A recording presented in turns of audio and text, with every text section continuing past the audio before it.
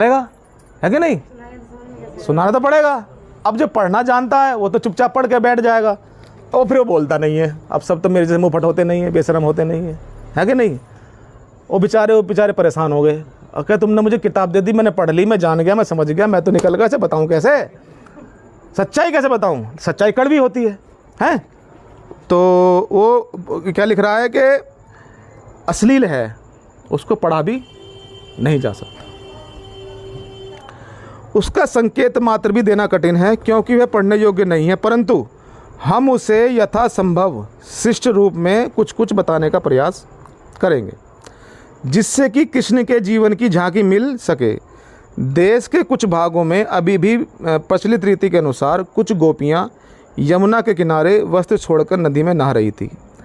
कृष्ण ने उनके कपड़े उठा लिए और नदी के किनारे एक वृक्ष पर चढ़ गया।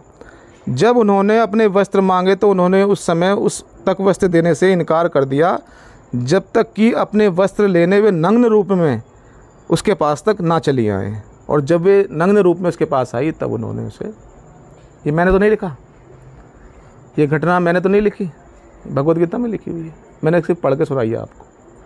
इस बात से अंदाज़ा लगाइए कि जो महिलाओं को नंगा नहाते हुए देखने के लिए आतुर हो, उनके कपड़े छीन ले, छुपा ले, वो पूजने योग्य हो सकता। अब यदि भारत का संविधान समाप्त हो गया, ख़त्म हो गया, तो फिर आप जिस स्थिति में है ना, उस स्थिति से भी नीचे चले जाएंगे। समझना बात को? भारत का संविधान आर्टिकल नंबर 21 आपको शिक्षा का और अच्छा जीवन जीने के लिए सरकार को बाध्य कर रहा है। ये जो सरकारी अस्पताल खुले हुए हैं, सरकारी विद्यालय खुले हुए हैं, ये संविधान की देन है। जब सरकारी अस्पताल नहीं होंगे, सरकारी विद्यालय नहीं होंगे, तो आपको ना तो अच्छा इलाज मिल सकता, महंगे अस्पताल में हम जा नहीं सकते और हमें कहीं इलाज मिलेगा नहीं, है? जो सरकारी विद्यालय में हमारे बच्चे पढ़ रहे हैं, छोटी छोटी जो फीस है, कहीं कहीं तो नहीं भी है, सरकारी स्कूलों में तो फीस नहीं लगती है और बड़े बड़े स्कूलों में फ़ीस लगती है। तो सरकारी स्कूलों में, मैं भी सरकारी स्कूल से पढ़ा हूँ और मेरे बहुत सारे साथी सरकारी स्कूल से पढ़े हैं, तो वो संविधान की बदौलत है, संविधान के आर्टिकल नंबर 21 की बदौलत है। संविधान का आर्टिकल नंबर 21 की वजह से ही आपको ये जो थोड़ा बहुत मिल रहा है ना, स्वास्थ्य का और शिक्षा का, ये उसकी बदौलत है। अगर संविधान ख़त्म हो गया तो आपको कुछ नहीं मिलेगा। तो जो लोग आपसे कहे कि भाई संविधान बदलना है, तो उनसे पूछो, पढ़ा आपने? नहीं पढ़ा होगा, आपने भी नहीं पढ़ा है, कोई भी नहीं पढ़ता, कोई जानता नहीं है। होता क्या है कि हमारे देश के सभी लोगों के मन में एक धारणा बैठा दी गई है कि ये बात, ये किताब, ये किसने कही? ये भगवान ने कही, इसीलिए इसको सही मान लेना चाहिए। और हम लोग उस गलत बात का भी विरोध नहीं कर पाते, हम उसको सच मान लेते हैं। अरे कोई किताब किसी भगवान ने नहीं लिखी, कोई बात किसी भगवान ने नहीं कही। आप जो भी बातें कही हैं, धूर्त लोगों ने कही हैं, पाखंडी लोगों ने कही हैं, दिमाग से पैदल लोगों ने कही हैं, हमारे और आपके जीवन को बर्बाद कर दिया, हमें दास्ता और गरीबी में जीने के लिए मजबूर कर दिया।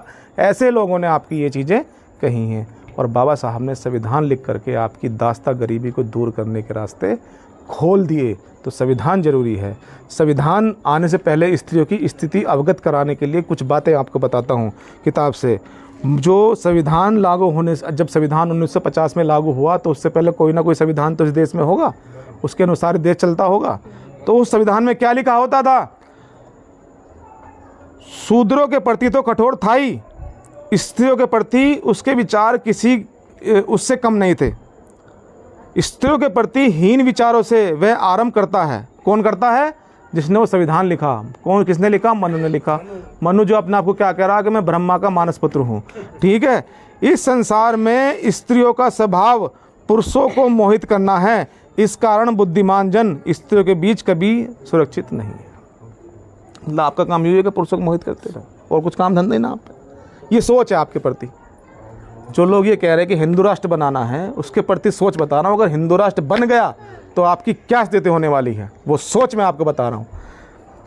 स्त्रियां इस संसार में केवल मूड को ही नहीं, आपुत्ति विद्वानों को भी पथभ्रष्ट करने और उनमें काम क्रोध का दास बना देने में सक्षम है। कितनी गलत सोच है आपके बारे में, स्त्रियों के बारे में सोच बता रहा हूँ। यदि हिंदू राष्ट्र बनेगा तो कोई किसी की माता, बहन या पुत्री के साथ एकांत में ना बैठे, क्योंकि इंद्रियां शक्तिशाली होती हैं और विद्वानों को भी अपने बस में कर लेती हैं। मतलब छलावा हो आप, छलकपटी हो आप, हैं? ये आपकी सोच बता रहा हूँ। अगर हिंदू राष्ट्र बन गया तो अब फैसला आपके ऊपर है, बनाना है कि नहीं बनाना है। चिंतन ये है? स्त्रियां रूप की अपेक्षा नहीं रखती और ना ही उनका ध्यान आयु पर रहता है। वह सोचकर कि वह पुरुष है, सुंदर हो या कुरूप के साथ वह विचार कर बैठती हैं। करती हो आप? ये हिंदू राष्ट्र बनेगा तो ये सोच है आप महिलाओं के प्रति। बना लो हिंदू राष्ट्र, जी लो जिंदगी, मर जाओगे और जितनी जहाँ हो उससे भी नीचे पहुँच जाओगे अगर संविधान खत्म हो गया तो। स्त्रियां उनके परिवार के पुरुषों द्वारा दिन रात अपने अधीन रखी जानी चाहिए। यानी आपको स्वतंत्रता का अधिकार नहीं है, आप पे हमेशा क्या होना चाहिए? पाबंदी होना चाहिए, अंकुश होना चाहिए, आपको गुलाम बनाना चाहिए। ये लिखा हुआ है, पढ़ लो। यदि वे अपने को विषयों में आसक्त करें और अपने को उनके नियंत्रण से मुक्त कराना चाहे तो उनको मृत्युदंड दे दो। स्त्री की रक्षा उसके बचपन में उसका पिता, युवावस्था में उसका पति, और पति की मृत्यु के प्राप्त हो जाए तो उसका पुत्र करे। स्त्री कभी भी स्वतंत्र नहीं। मतलब क्या है स्वतंत्र? आप कहते हो आज़ाद देश में है, आज़ादी चाहिए। ये आज़ादी है क्या? है? मैं कोई अपनी तरफ से बात कह रहा हूँ क्या? ये वो विधान है, अगर संविधान खत्म हो गया तो जो लागू होने वाला है, जिसको लोग ये आतुर करे हुए हैं, गर्व से कहो हम हैं, हिंदू राष्ट्र बनाना है, तो ये है हिंदू राष्ट्र। स्त्रियों को कुछ भी आज़ादी नहीं है, कुछ भी। और इतनी गंभीर बातें लिखी हुई हैं, मैं पढ़ के बता नहीं सकता। मणिपुर की घटना देख लेना, ऐसा ही होने वाला है हिंदू राष्ट्र में, यदि हिंदू राष्ट्र बन गया तो।